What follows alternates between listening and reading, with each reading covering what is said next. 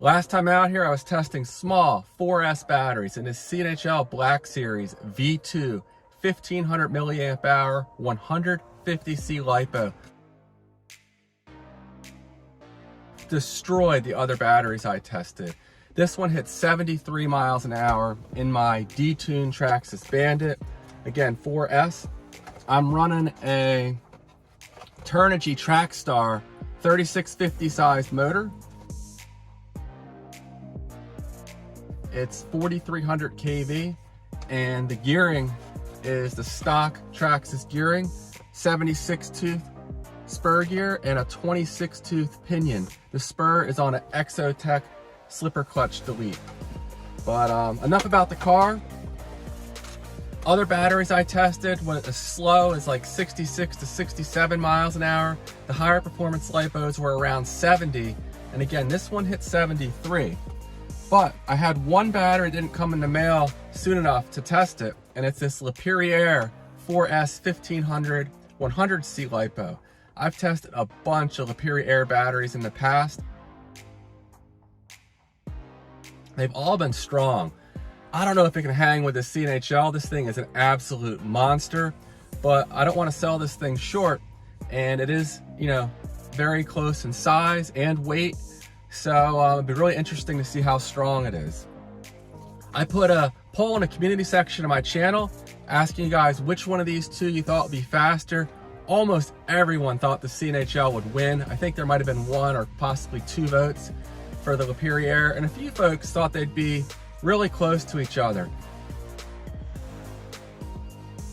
I don't really know what to think. This thing just blew away my expectations. Thinking this one might be, you know, 1 or 2 miles an hour slower, but there's only one way to find out, and that is I'll be using my GNSS analyzer power hobby unit here. Great unit, extremely accurate. It's taking care of all my issues that I was having with my other GPSs with inaccurate readings or connectivity issues when it's cloudy.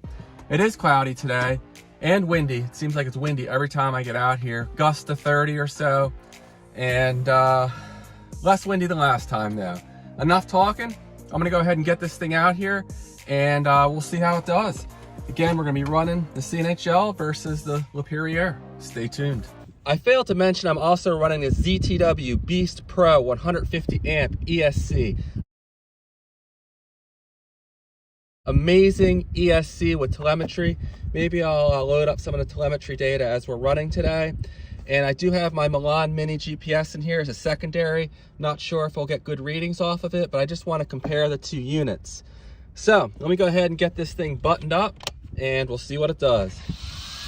Okay, here we go. We have the CNHL in here, and as you can see, the GPS is reading.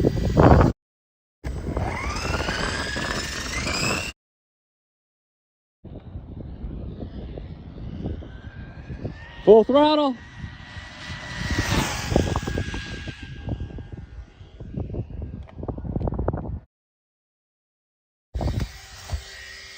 Okay, stop, read.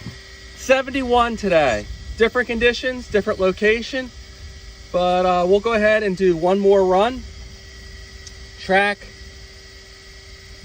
start, full throttle.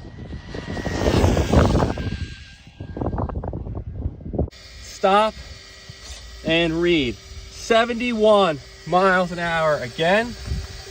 Let's take a look at the Milan and see if it picked up a good reading. 73.5. It might be struggling a bit today, but that is what it is. Yeah, see right now it's jumping around. Doesn't like cloudy days. So that kind of is what it is. But let me go ahead and get the LiperiAir in here. Although first, we'll take a look at the telemetry data. So we're going to connect to the ESC. Okay, minimum voltage 14.8. We pulled nearly 60 amps was the maximum, and the max RPM was about 27,000. So we'll compare that to the next battery here. Okay, I have the LiperiAir in here, ready to go. We'll get this thing buttoned up and we'll see what it does. Track, start, and the GPS is reading.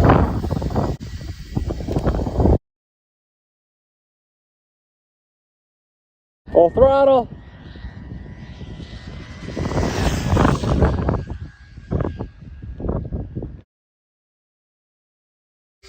Stop. Read 73 miles an hour. Wow, that's surprising it was that strong. I'll run the LiperiAir one more time, then I'll do a third run in it, and then I'll do a third run with the Black Series just to make sure we're being as fair as possible. But we're gonna go track, start, second run now on the LiperiAir.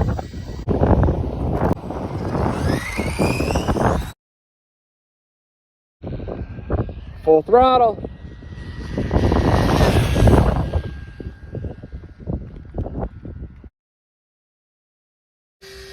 Stop, read. 73 again. Interesting. Let me take a quick look here at the Milan GPS, see if we got a reading that makes sense. 73. Well, go figure. So that's the same reading on that as the other GPS. But as you can see, granted it is in my trunk, so that's not helping the reception, but we'll get that zeroed out. We'll do one more run with this LiperiAir, but before that, I almost forgot to check the telemetry data. Okay, min voltage, the same 14.8 amps. We're up close to 70. I could have swore the other one was 60, like high 50s. And the RPM, I think slightly higher. I might do 2 more runs on both of these.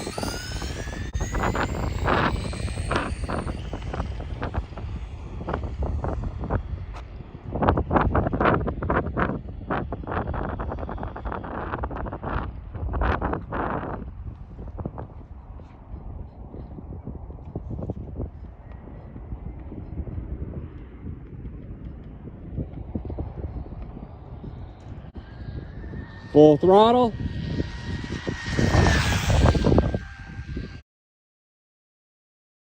Okay, stop, read, 71. There was less wind on that run, and the voltage is inevitably starting to dip. So we'll do one more run. We'll do 4 on both of these, and we'll see what happens.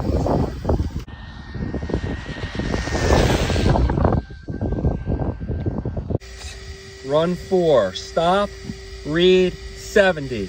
So we had a good tailwind on that, but the voltage is slowly starting to dip. So I don't want to run it anymore. It's going to be real hard on the ESC. Yeah, this thing's not giving me good readings. We got 72, so it's reading 2 miles an hour higher than the GNSS. Voltage, of course, is getting lower. Amps about the same, close to 70. RPM still about the same. So there we go. I'm going to put the Black Series in for 2 more runs. Okay, I have the CNHL back in here and the Milan zeroed out. And this Trackstar motor is happy, just barely warm. So it's only rated for 3S, 2 to 3S, but seems to run just fine on 4S. Okay, run 3 on the CNHL. Full throttle. Stop, read, 71 on the CNHL. So that matches the third run for the LiperiAir. Let me do one more run here. Full throttle.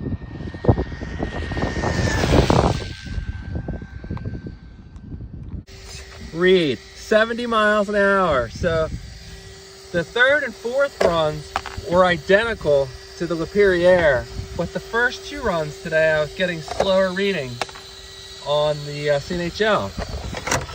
The Milan 71, I think that's the same that the LiperiAir did on those third and fourth runs with that. So I'd say these batteries are pretty close. Oh, and let me go ahead and check the telemetry data. Disconnect, connect. A little lower minimum voltage, 14.0 versus 14.2. I don't know why the amp's lower. This is a spike, not the continuous reading, but it's still lower. And the RPM's a little lower, so I guess take it with a grain of salt, but very close results. Well, the LiperiAir was 2 miles an hour faster or so on those first 2 runs, but after that they were equal. So I'm curious what you guys think. Which one would you call the winner? I'll put the prices here on the video.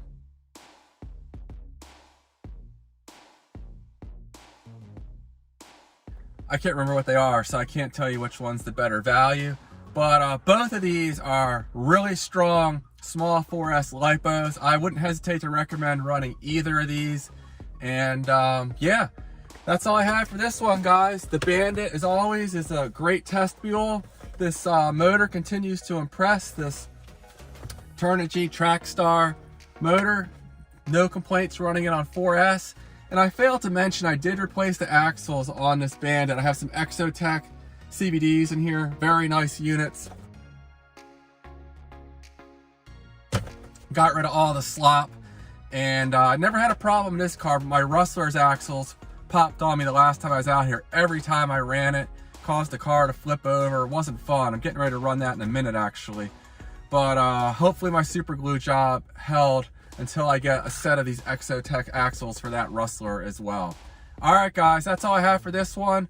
Hopefully the battery testing I do is valuable for you guys. And CNHL, LiperiAir, these 2 LiPos and 4S are solid choices. So if you want something fast, these will be good batteries to go to. All right, guys, I'll see you in the next one. Take care.